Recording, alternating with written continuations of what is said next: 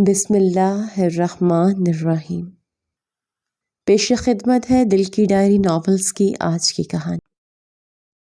چکا آ گیا زمر، اب یہ تمہاری آخری گوٹی بھی میرے نشانے پر ہے، حاشر نے ڈائس ہوا میں اچھالتے ہوئے فاتحانہ انداز میں کہا۔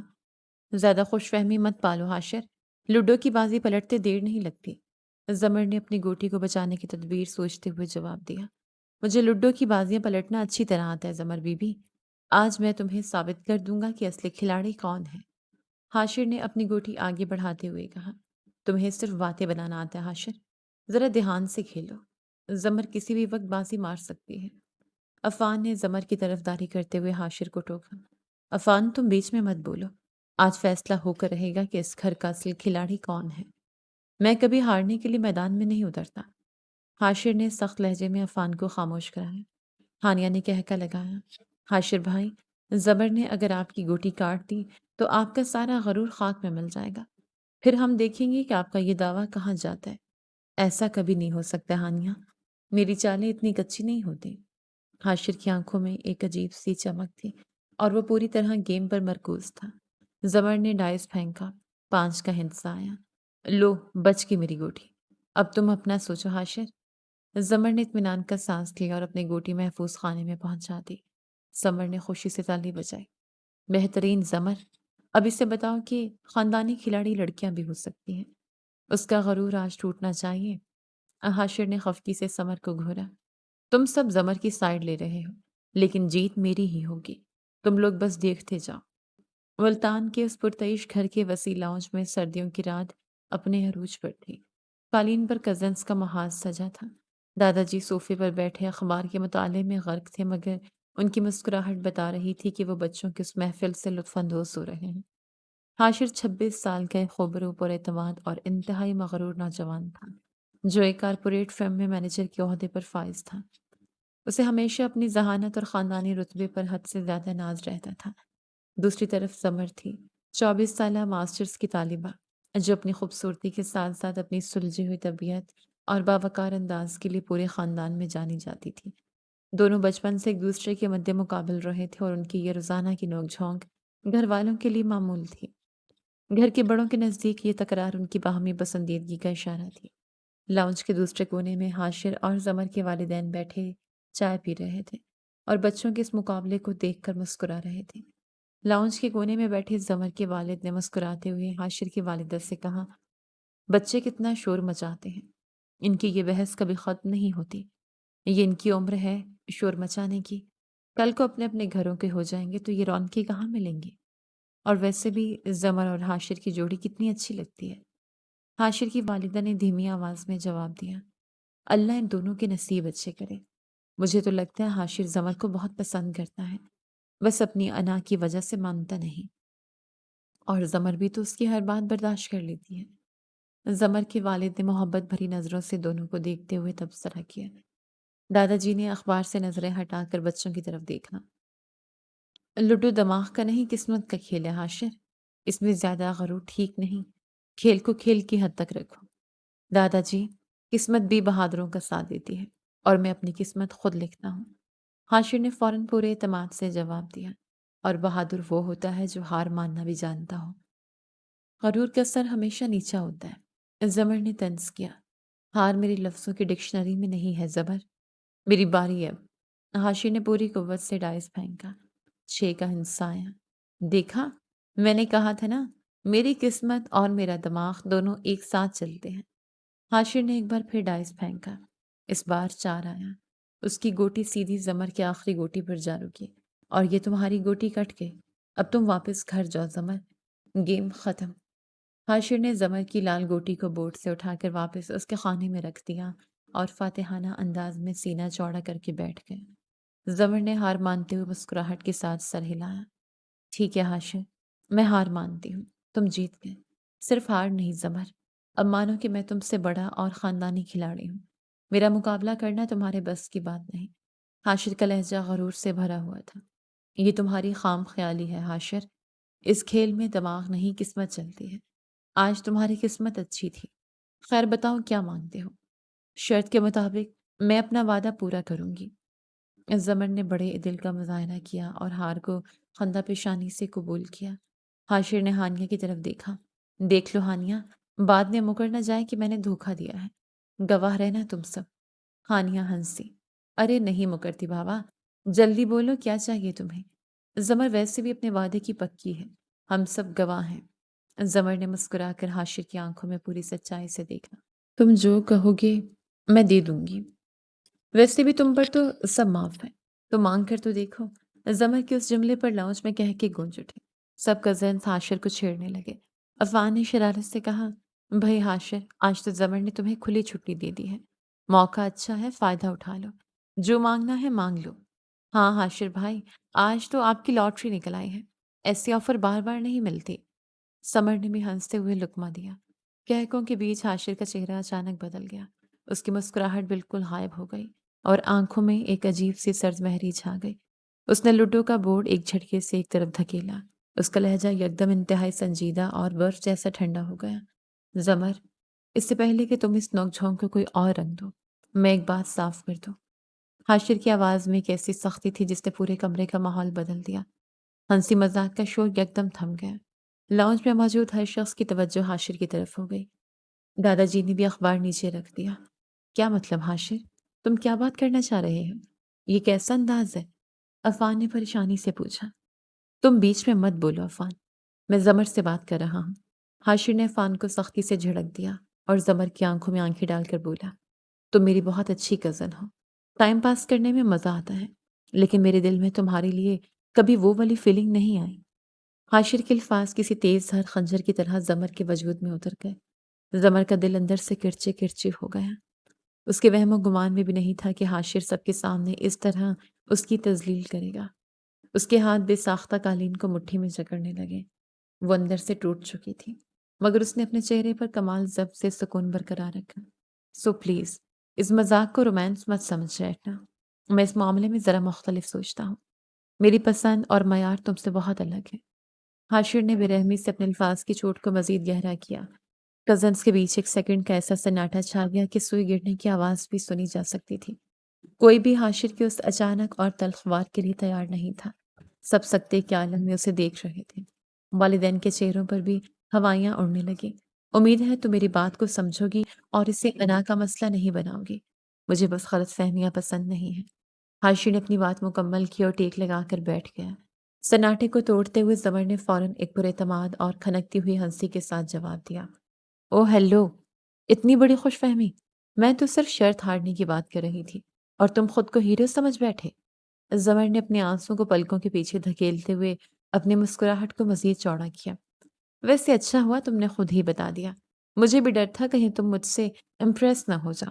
میرا معیار بھی کوئی اتنا گرا ہوا نہیں ہے حاشر میاں۔ زمر نے عفان کی طرف دیکھ کر بھرپور طنز کیا۔ عفان دیکھو ذرا اسے، حاشر تو واقعی غلط فہمی پالنے کے معاملے میں بڑا خاندانی کھلاڑی نکلا۔ انسان کو اتنا بھی خود پسند نہیں ہونا چاہیے۔ حاشر زمر کے اس جوابی حملے پر کچھ دیر کے لیے لاجواب ہو گیا۔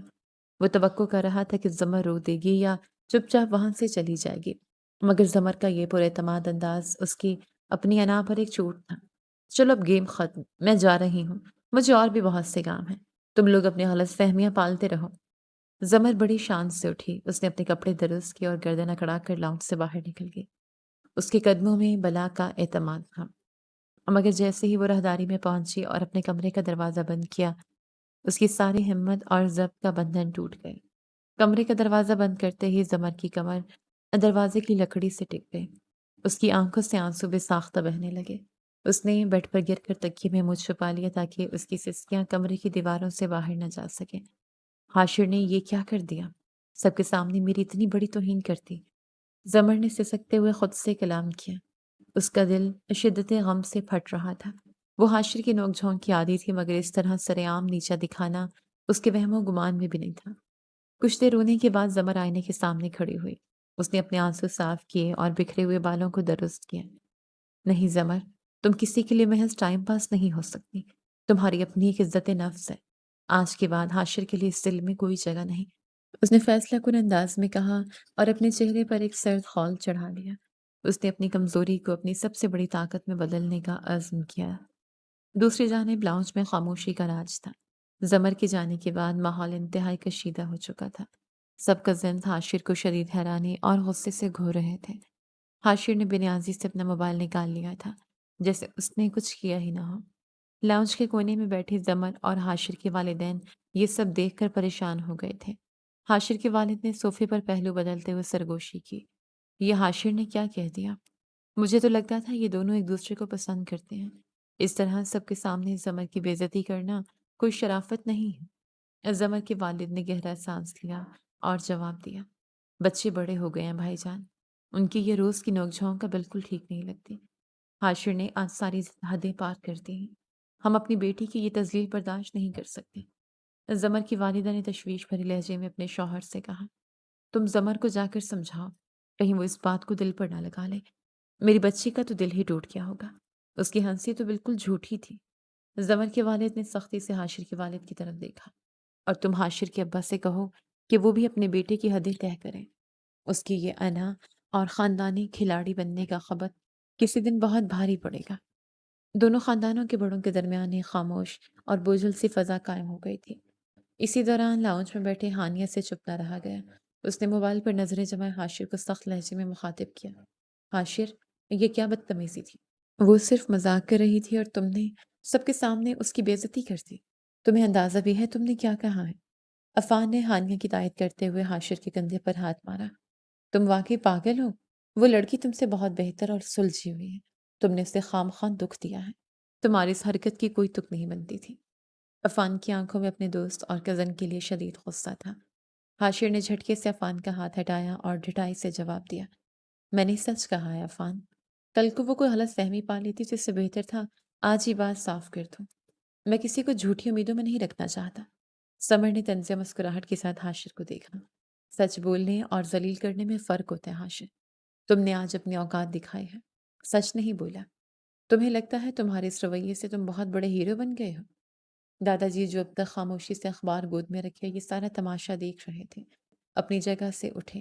ان کی شخصیت کا روپ پورے کمرے میں پھیل گیا۔ انہوں نے اخبار تہہ کیا اور حاشر کو ایک چبھتی ہوئی نظر سے دیکھا۔ کچھ لوگوں کو ہیرے کی پہچان تب ہوتی ہے جب وہ ہاتھ سے گر جائے۔ تم ابھی بہت نادان ہو حاشر۔ دادا جی کی گرجدار آواز لاؤنج میں گونجی۔ ان کے ایک ایک لفظ میں صدیوں کا تجربہ اور حاشر کے لیے کھلی تنبیہ چھپی تھی۔ دادا جی یہ کہہ کر اپنی چھتری ٹیکتے ہوئے اپنے کمرے کی طرف چل دیے۔ حاشر نے ان کی بات سن کر ایک لمحے کے لیے نظریں چرائیں، مگر پھر اپنی گردن اکڑا کر اپنی انا کے خول میں واپس چلا گیا۔ اگلی صبح کا سورج ایک عجیب سی سرد مہری لے کر طلوع ہوا۔ گھر کا ماحول ویسا نہیں تھا جیسا روز ہوتا تھا۔ زمر اپنے کمرے سے نکلی تو وہ کل والی ہنستی مسکراتی زمر نہیں تھی۔ اس کا چہرہ سپاٹ اور آنکھیں بالکل پرسکون تھیں۔ اس نے سفید رنگ کا لباس پہن رکھا تھا جو اس کی متانت میں اضافہ کر رہا تھا۔ لاؤنج میں کزنز بیٹھے ٹی وی دیکھ رہے تھے۔ حاشر بھی صوفے پر ٹانگ رکھے اخبار پڑھنے کے انداز میں بیٹھا تھا۔ زمر لاؤنج میں داخل ہوئی تو سب کی نظریں بے ساختہ اس پر اٹھ گئیں۔ گڈ مارننگ زمر، کیسی ہو تم اب؟ ہانیہ نے فوراً آگے بڑھ کر زمر کا ہاتھ پکڑا۔ اس کی آواز میں گہری ہمدردی اور فکر تھی۔ زمر نے خوبصورت اور پراعتماد مسکراہٹ کے ساتھ جواب دیا، میں بالکل ٹھیک ہوں ہانیہ، مجھے کیا ہونا تھا؟ تم سناؤ، آج کا کیا پروگرام ہے؟ یونیورسٹی کے لیے کب نکلنا ہے؟ اس کی آواز میں بلا کا ٹھہراؤ تھا۔ حاشر نے اخبار ذرا سا نیچے کر کے زمر کی طرف دیکھا۔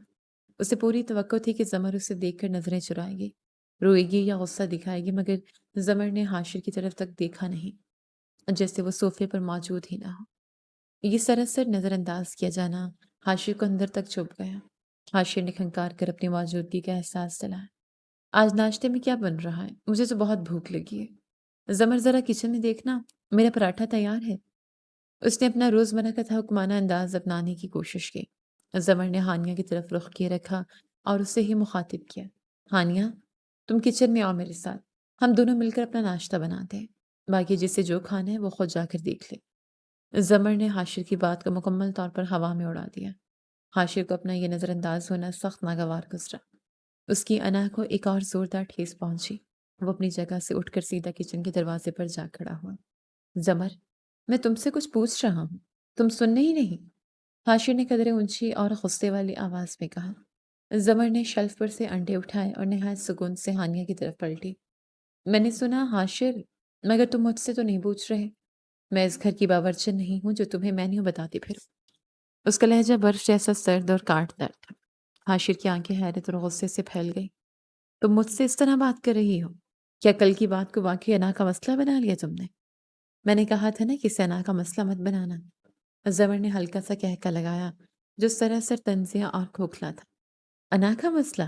حاشر، تم اتنے اہم نہیں ہو کہ میں تمہاری کسی فضول بات کو اپنی انا کا مسئلہ بناؤں۔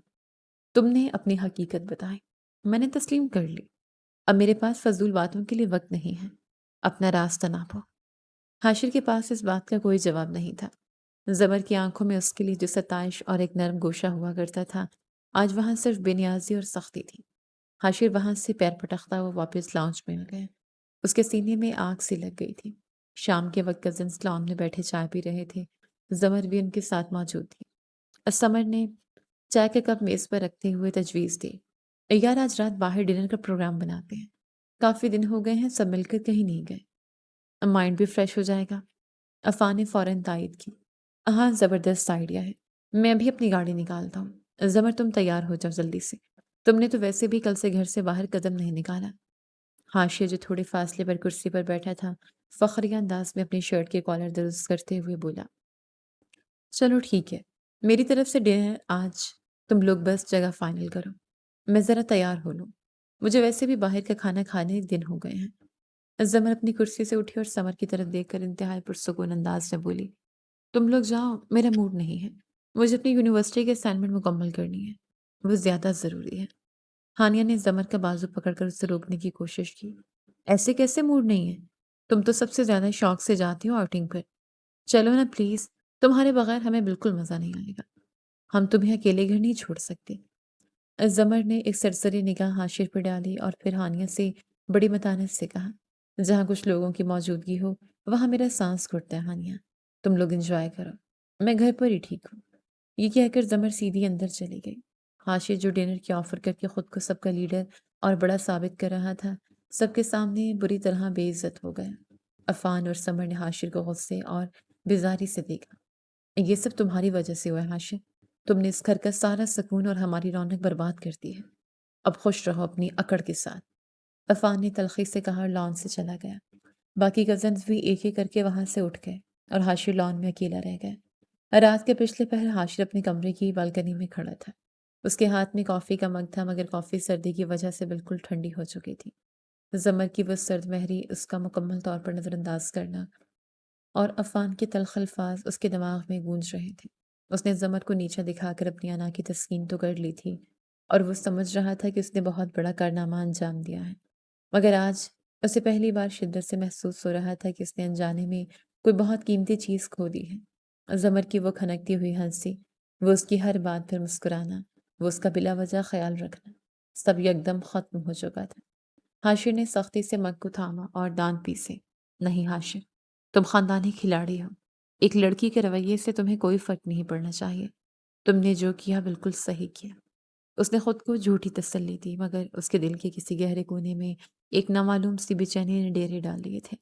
وہ جتنا خود کو پرسکون ظاہر کرنے کی کوشش کر رہا تھا، اندر سے اتنا ہی کھوکھلا ہوتا جا رہا تھا۔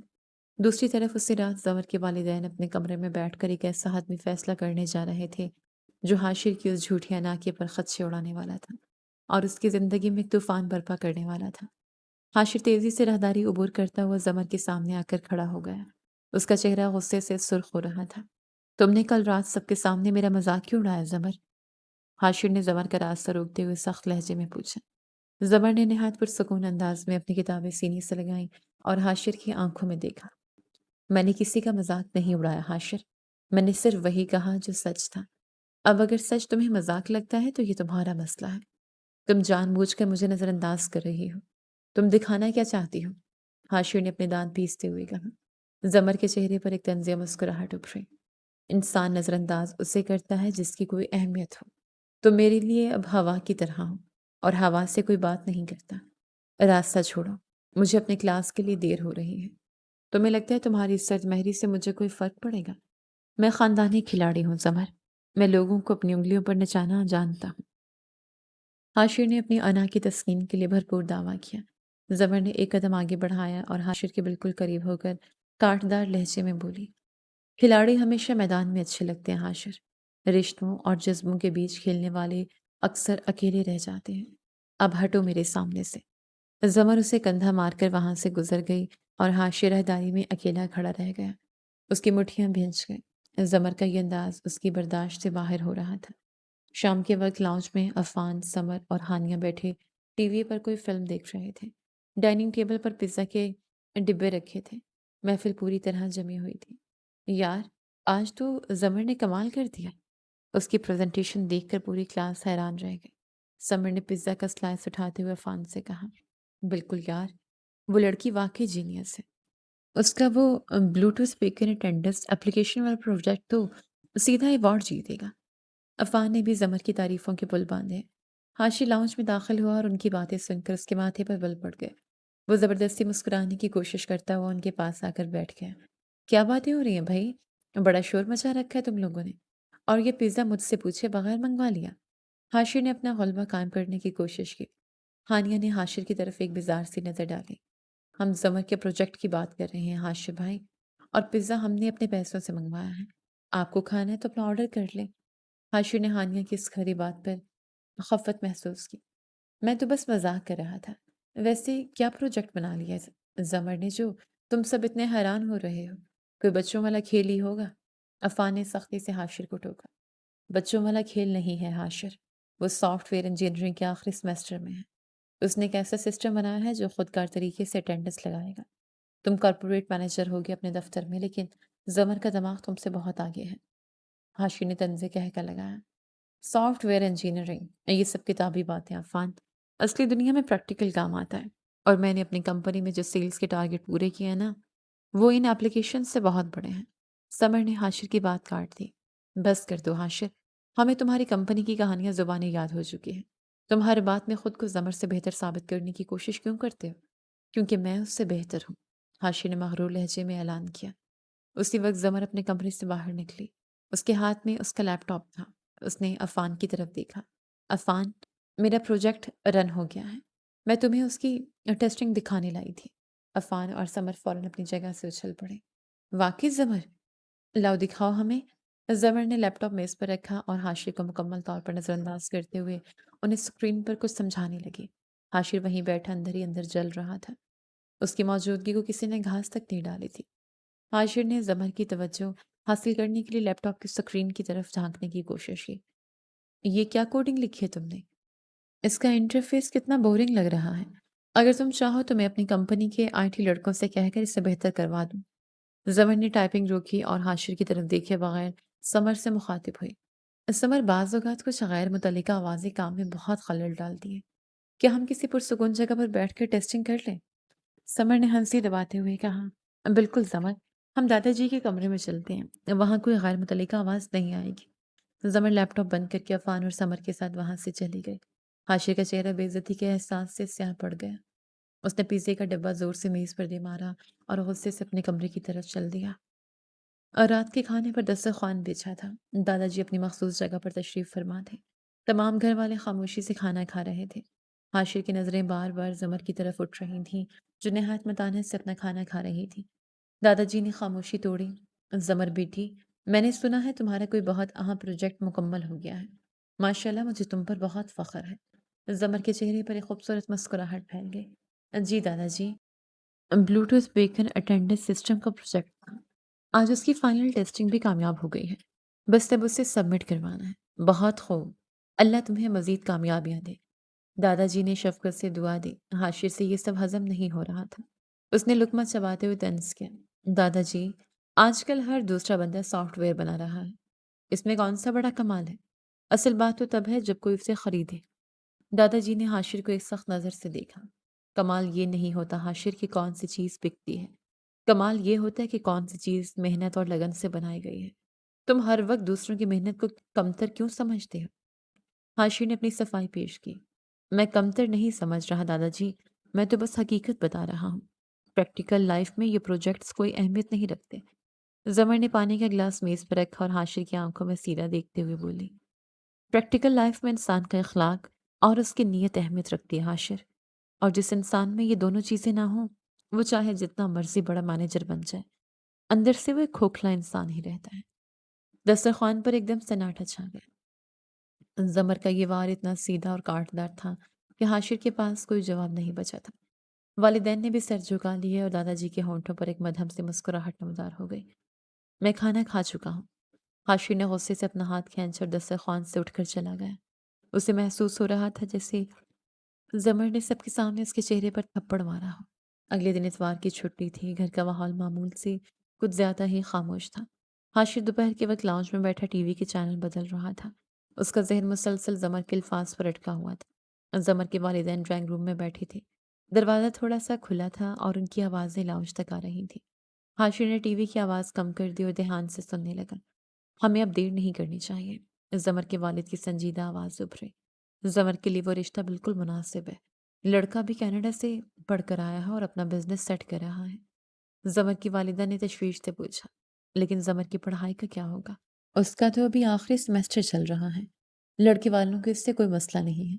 वो कह रहे हैं कि ज़मर शादी के बाद भी अपनी पढ़ाई और करियर जारी रख सकती है। वो बहुत खुले जहन के लोग हैं। हमें बस आज रात उनको हतमी जवाब देना है। ज़मर के वालिद ने फैसलाकुन अंदाज में बात खत्म की। हाशिर के हाथ से टीवी का रिमोट छूटकर सोफे पर गिर गया। उसकी सांसें तेज हो गईं। कनाडा का लड़का, हतमी जवाब, ये सब क्या हो रहा था? उसे अचानक महसूस हुआ जैसे उसका दम घुट रहा हो। उसने फौरन अपनी जगह से उठकर ड्राइंग रूम की तरफ कदम बढ़ाए, मगर फिर दरवाजे पर ही ठटक गया। वो अंदर जाकर क्या कहता, किस हक से उन्हें रोकता? वो तो खुद सबके सामने कह चुका था कि ज़मर उसके लिए सिर्फ एक टाइम पास है। हाशिर वापस पलटा और तेजी से सहन की तरफ चला गया। उसके दिमाग में तूफान बरपा था। वो नहीं चाहता था कि ज़मर की शादी हो। वो उसे अपने घर से अपनी नज़रों से दूर जाते हुए नहीं देख सकता था। सहन में हानिया और ज़मर बैठी बातें कर रही थी। हाशिर को देखकर वो दोनों खामोश हो गई। ज़मर ने फ़ौरन अपना रुख मोड़ लिया। ज़मर, मुझे तुमसे 1 मिनट के लिए बात करनी है। हाशिर ने हामते हुए कहा। मुझे तुमसे कोई बात नहीं करनी हाशिर। ज़मर ने बिना उसकी तरफ देखे जवाब दिया। हाशिर आगे बढ़ा और ज़मर के सामने आकर खड़ा हो गया। ये मैं क्या सुन रहा हूँ? तायजान तुम्हारे लिए कोई रिश्ता देख रहे हैं? तुमने उन्हें रोका क्यों नहीं? ज़मर ने इंतहाई सर्द और बेतासुर निगाहों से हाशिर को देखा। मैं उन्हें क्यों रोकती? ये उनका फ़र्ज़ है कि वो मेरे लिए एक बेहतर इंसान का इंतख़ाब करें और मुझे उनके इंतख़ाब पर पूरा भरोसा है। हाशिर की आवाज़ में अनजानी सी घबराहट शामिल हो गई। लेकिन ज़मर, तुम इतनी जल्दी कैसे फ़ैसला कर सकती हो? तुम्हें अभी अपनी ज़िंदगी में बहुत कुछ करना है, अपना करियर बनाना है। ज़मर ने अपनी जगह से उठते हुए हाशिर को झिड़क दिया। मेरे करियर और मेरी ज़िंदगी की फ़िक्र तुम मत करो हाशिर। तुम सिर्फ़ इस बात की फ़िक्र करो कि तुम्हारा अगला टाइम पास कौन होगा। मेरे रास्ते अब तुमसे बहुत अलग हैं। अज़मर ये कहकर तेज़ी से अपने कमरे की तरफ चली गई। हानिया ने हाशिर को तंज़ नज़र से देखा और वो भी ज़मर के पीछे चली गई। हाशिर सहन में अकेला खड़ा रह गया। उसकी अना, उसका गरूर, उसकी सारी खुद-एतमादी ज़मीन बोस हो चुकी थी। उसे समझ नहीं आ रहा था कि वो क्या करे। रात के वक़्त हाशिर अपने कमरे में बिस्तर पर लेटा छत को घूर रहा था। उसे नींद नहीं आ रही थी। ज़मर का चेहरा, उसकी सर्द मेहरी और उसकी कनाडा वाले लड़के का ख़्याल उसे पागल कर रहा था। मैं ज़मर को हार नहीं सकता। मैं ख़ानदानी खिलाड़ी हूँ और खिलाड़ी कभी हार नहीं मानता। हाशिर ने खुद से अहद किया। उसने फ़ैसला किया कि वो सुबह नाश्ते की मेज़ पर सबके सामने ज़मर से बात करेगा। वो ज़मर को मजबूर करेगा कि वो उसकी बात सुने। वो उस रिश्ते को किसी भी कीमत पर होने नहीं देगा।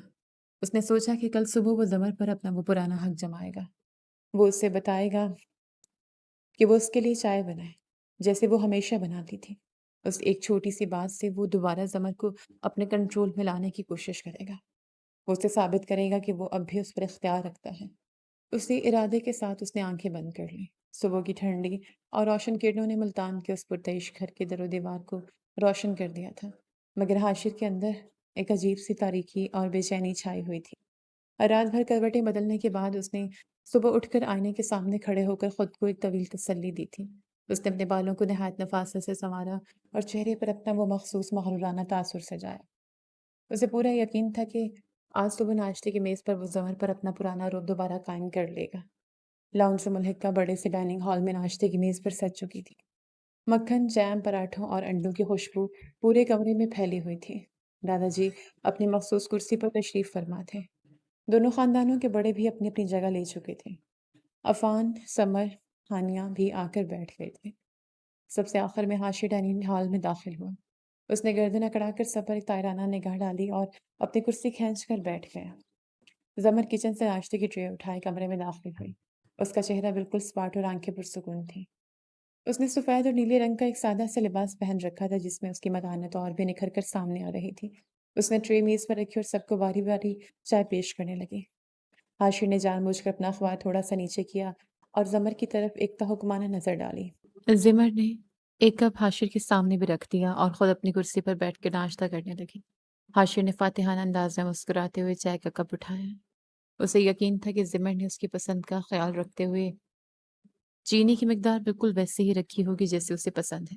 اس نے کپ لبوں سے لگایا اور ایک بڑا گھونٹ بھرا۔ اگلے ہی لمحے اس کے چہرے کے تاثرات یکسر بدل گئے۔ اس کا ذائقہ کڑواہٹ سے بھر گیا تھا۔ حاشر نے جھنجھلا کر کہا، زمر، یہ کیسی چائے ہے؟ اس میں تو چینی ہی نہیں ہے۔ تمہیں پتہ ہے نا مجھے کیسی چائے پسند ہے؟ زمر نے اپنا پراٹھا توڑتے ہوئے نہایت اطمینان سے سر اٹھایا۔ اس کی آنکھوں میں کوئی شرمندگی یا جھجک نہیں تھی۔ زمر نے انتہائی سرد مہری سے جواب دیا، میں کوئی تمہاری پرسنل سیکرٹری نہیں ہوں حاشر۔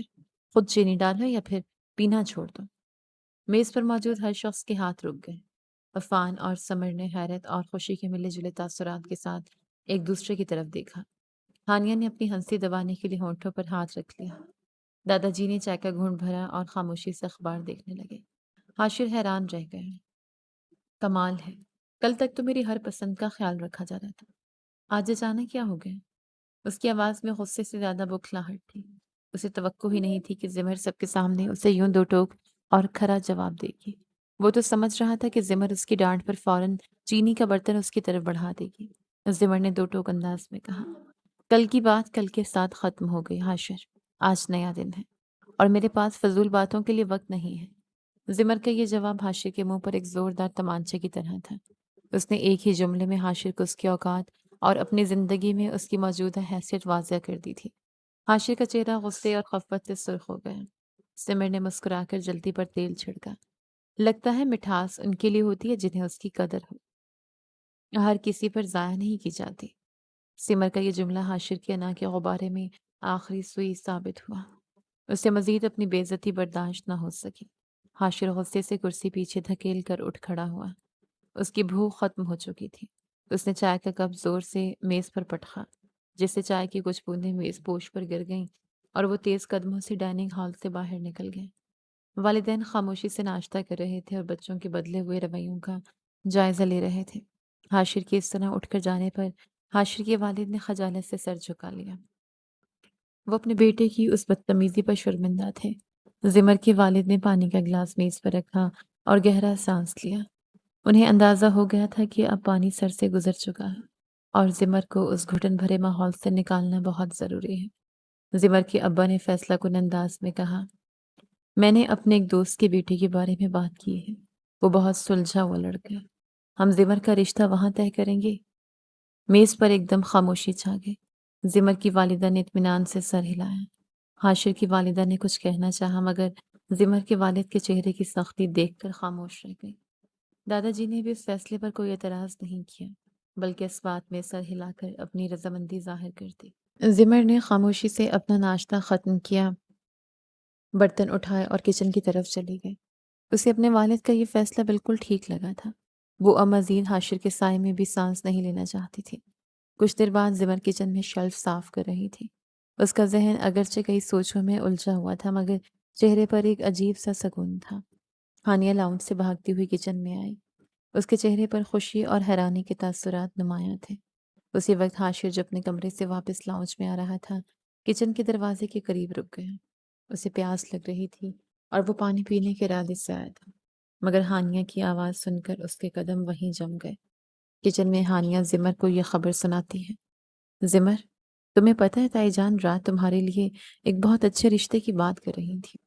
ہانیہ کی آواز میں ایک جوش تھا، وہ زمر کا رد عمل جاننے کے لیے بےتاب تھی۔ حاشر نے دروازے کی اوٹ سے سانس روکے زمر کے جواب کا انتظار کیا۔ اسے پوری امید تھی کہ زمر اس خبر پر غصہ کرے گی، انکار کرے گی یا کم از کم وقت مانگے گی۔ اسے لگتا تھا کہ زمر ابھی تک اس کی محبت میں مبتلا ہے اور وہ کسی اور کے بارے میں سوچ بھی نہیں سکتی۔ زمر نے بغیر کسی ہچکچاہٹ کے جواب دی، انہیں کہنا جہاں ان کا دل مانے خوشی سے بات پکی کرنا۔ زمر کی آواز میں بلاکھٹ ٹھہراؤ اور سکون تھا۔ اس نے ایک سیکنڈ کے لیے بھی توقف نہیں کیا تھا۔ اس کا یہ جواب اتنا دو ٹوک اور واضح تھا کہ اس میں واپسی کی کوئی گنجائش نہیں تھی۔ حاشر کچن کے دروازے پر کھڑا یہ سن کر سن ہو گیا۔ اس کے ہاتھ سے پانی کا گلاس چھوٹتے چھوٹتے بچا۔ اسے محسوس ہوا جیسے زمین اس کے پیروں تلے سے نکل گئی ہو۔ اس کے کانوں میں سائیں سائیں ہونے لگی۔ زمر نے اتنی جلدی کیسے کسی اور کو اپنی زندگی میں شامل کرنے کی حامی بھر لی تھی؟ کیا واقعی وہ اس کے لیے کچھ بھی نہیں تھی؟ کیا اس کا خاندانی کھلاڑی ہونے کا زام صرف ایک دھوکہ تھا؟ حاشر سے یہ سب برداشت نہیں ہوا۔ وہ بے ساختہ کچن کے اندر داخل ہو گیا۔ اس کا چہرہ پیلا پڑ چکا تھا اور آنکھوں میں ایک عجیب سی وحشت تھی۔ زمر، اتنی جلدی کیا ہے فیصلہ کرنے کی؟ کم از کم دیکھ بھال تو لینی چاہیے۔ حاشر کی آواز میں ایک کپاہٹ تھی جسے وہ چھپانے کی ناکام کوشش کر رہا تھا۔ زمر نے شیلف صاف کرنے والا کپڑا سائڈ پر رکھا اور مڑ کر حاشر کی طرف دیکھا۔ اس کی آنکھوں میں وہی کل والی سرد مہری اور بے نیازی تھی۔ تمہیں اس سے کیا مطلب حاشر؟ تم اپنا کام کرو، میرا فیصلہ میرے بڑے کریں گے۔ زمر نے انتہائی کاٹدار لہجے میں جواب دیا۔ میں ایک کزن ہونے کے ناطے کہہ رہا ہوں، بعد میں پچھتاؤں گی تو مجھے نہ کہنا۔ تم اس لڑکے کو جانتی تک نہیں ہو۔ حاشر نے اپنی بکھلاہٹ کو کزن کی ہمدردی کے لبادے میں چھپانے کی کوشش کی۔ تم فکر نہ کرو حاشر، میں بہت سوچ سمجھ کر فیصلہ کر رہی ہوں۔ تم اپنے ٹائم پاس پر دھیان دو۔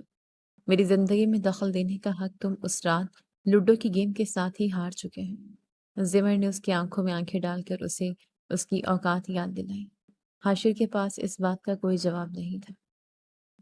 زمر کا ہر لفظ ایک نشتر کی طرح اس کے غرور کو چھلنی کر رہا تھا۔ وہ مزید وہاں کھڑا نہیں رہ سکا اور غصے، حسد اور شدید بے چینی کے عالم میں وہاں سے پیر پٹکتا ہوا نکل گیا۔ صحن میں دادا جی اپنی آرام دہ کرسی پر بیٹھے سردیوں کی نرم دھوپ سینک رہے تھے۔ ان کے ہاتھ میں تسبیح تھی اور آنکھیں بند تھیں۔ حاشر سیدھا ان کے پاس پہنچا اور ان کے قدموں کے قریب ایک چھوٹی کرسی پر بیٹھ گیا۔ اس کا سینہ تیزی سے اوپر نیچے ہو رہا تھا۔ دادا جی، آپ نے سنا؟ زمر اتنی جلدی شادی کے لیے مان گئی ہے۔ یہ بالکل ٹھیک نہیں ہے۔ آپ انہیں روکیں۔ حاشر نے التجا بھرے مگر غصے والے لہجے میں کہا۔ دادا جی نے آنکھیں کھولی اور اپنی تصویر روک لی۔ انہوں نے حاشر کے بکھلائے ہوئے چہرے کو بغور دیکھا۔ کیوں ٹھیک نہیں ہے حاشر؟ جب تمہارے لیے وہ صرف ایک ٹائم پاس ہے تو اسے اپنے گھر بسانے دو۔ تم کیوں اتنے پریشان ہو رہے ہو؟ دادا جی کی آواز میں گہرا طنز تھا۔ نہیں دادا جی، وہ بھی نادان ہے۔ اسے نہیں پتا کہ باہر کی دنیا کیسی ہے۔ یہ لڑکا اس کے لیے ٹھیک نہیں ہوگا۔ تایا جان جذبات میں آ کر فیصلہ کر رہے ہیں۔ حاشر نے بے تکی دلیلیں دینا شروع کر دی۔ دادا جی نے گہری سانس لی اور اپنا ہاتھ حاشر کے کندھے پر رکھا۔ نادان وہ نہیں حاشر، نادان تم ہو جو اپنے سامنے موجود سچ کو نہیں دیکھ پا رہے۔ تم نے اپنے ہاتھوں سے ایک ہیرے کو مٹی میں پھینک دیا ہے اور اب جب کوئی اور اسے اٹھانے لگا ہے تو تمہاری انا چیخ رہی ہے۔ یہ ہمدردی نہیں ہے حاشر، یہ تمہارا حسد اور تمہاری شکست کا خوف ہے۔ دادا جی کے اس کھری اور سچی بات نے حاشر کو لاجواب کر دیا۔ وہ سر جھکا کر دادا جی کی بات سنتا رہا۔ اسے پہلی بار ایک انجانی سے گھبراہٹ ہونے لگی۔ کیا واقعی وہ زمر کو کھو چکا تھا؟ وہ خاموشی سے وہاں سے اٹھا اور اپنے کمرے کی طرف چل دیا۔ شام کے وقت ڈرائنگ روم میں سب کزنز جمع تھے۔ خانیہ کے ہاتھ میں ایک تصویر تھی جسے وہ سب کو دکھا رہی تھی۔ یہ اس لڑکی کی تصویر تھی جس کے ساتھ زمر کے رشتے کی بات چل رہی تھی۔ حاشر کمرے کے دروازے پر کھڑا یہ سب دیکھ رہا تھا اور اس کے اندر حسد کی آگ بھڑک رہی تھی۔ واہ یار، لڑکا تو بہت ہینڈسم ہے اور اس کی ڈگری بھی کمال کی ہے۔ زمر کی تو قسمت کھل گئی۔ عفان نے تصویر دیکھتے ہوئے دل کھول کر تعریف کی۔ بالکل عفان، دونوں کی جوڑی بہت کمال لگے گی۔ مجھے تو یہ رشتہ بالکل پرفیکٹ لگ رہا ہے۔ سمر نے بھی خوشی کا اظہار کیا۔ حاشر سے رہا نہ گیا اور وہ آگے بڑھ کر ان کے بیچ میں آ گیا۔ اس نے ہانیہ کے ہاتھ سے تصویر کھینچ لی اور اسے حقارت سے دیکھنے لگا۔ شکل سے کتنا بورنگ اور عجیب سا لگ رہا ہے۔ اس کی ڈریسنگ دیکھو ذرا۔ مجھے تو یہ رشتہ بالکل ٹھیک نہیں لگ رہا۔ تم لوگ خواہ اس کی تعریفیں کر رہے ہیں۔ حاشر نے تصویر کو میز پر پھینکتے ہوئے زہر اگلنے والے انداز میں کہا۔ سمر نے آگے بڑھ کر تصویر اٹھا لی اور حاشر کو سخت نظروں سے گھورا۔ تمہیں دوسروں میں کیڑے نکالنے کے علاوہ کوئی کام نہیں حاشر؟ تم سے کوئی مشورہ نہیں مانگ رہا؟ عفان نے بھی طنز کا تیر چلایا۔ ہماری آنکھیں بالکل ٹھیک ہیں حاشر، تم بس اپنی جلن کم کرو۔ دھواں یہاں تک آ رہا ہے۔ یہ لڑکا تم سے 1000 گنا بہتر اور سمارٹ لگ رہا ہے۔ حاشر کی گردن کی رگیں تن گئیں۔ میں جلوں گا اس سے؟ خاندانی کھلاڑی ہوں میں، اس جیسے 10 میرے آگے پانی بھرتے ہیں۔ میرے پاس اس سے بڑی گاڑی اور اس سے بہتر نوکری ہے۔ اسی لمحے ڈرائنگ روم کا دروازہ کھلا اور زمر اندر داخل ہوئی۔ اس نے حاشر کی آخری بات سن لی تھی۔ وہ نہایت پروقار انداز میں چلتے ہوئے میز کے پاس آئی۔ انسان کے پاس اپنا کچھ نہ ہو تو اسے دوسروں کی چیزیں بری ہی لگتی ہیں۔ تم خواہ جل رہے ہو حاشر۔ زمر کی آواز کمرے میں گونجی۔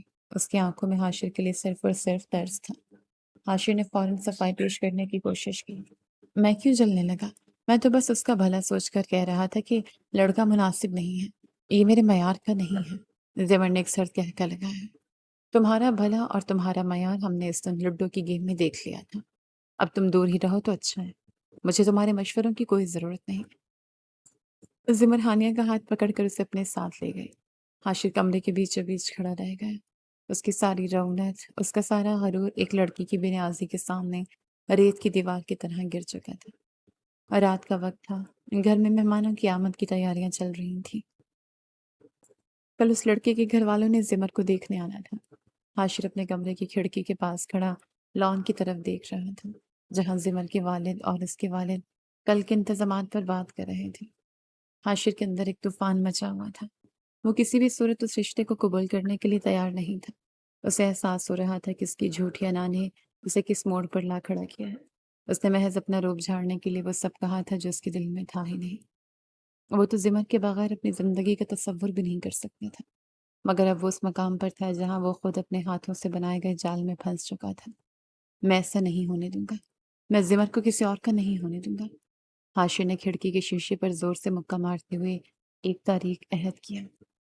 اس کی آنکھوں میں ایک جنون اتر آیا تھا۔ وہ جانتا تھا کہ اب سیدھے طریقے سے کچھ نہیں ہو سکتا۔ اب اسے خاندانی کھلاڑی ہونے کا اصلی کھیل کھیلنا ہوگا۔ اسے اس رشتے کو توڑنا تھا، چاہے اس کے لیے اسے کوئی بھی حد کیوں نہ پار کرنی پڑے۔ کہانی کا یہ پہلا حصہ ایک ایسے موڑ پر آ کر رک گیا تھا جہاں ایک طرف زمر کی نئی زندگی کا آغاز ہونے والا تھا اور دوسری طرف حاشر اپنی کھوئی ہوئی محبت اور ٹوٹی ہوئی انا کو واپس پانے کے لیے کسی بھی طوفان سے ٹکرانے کو تیار تھا۔ کل کی شام اس گھر میں کیا نیا ہنگامہ کھڑا کرنے والی تھی، اس کا جواب آنے والے وقت کے پاس تھا۔ دوسرے حصے کا انتظار کیجیے۔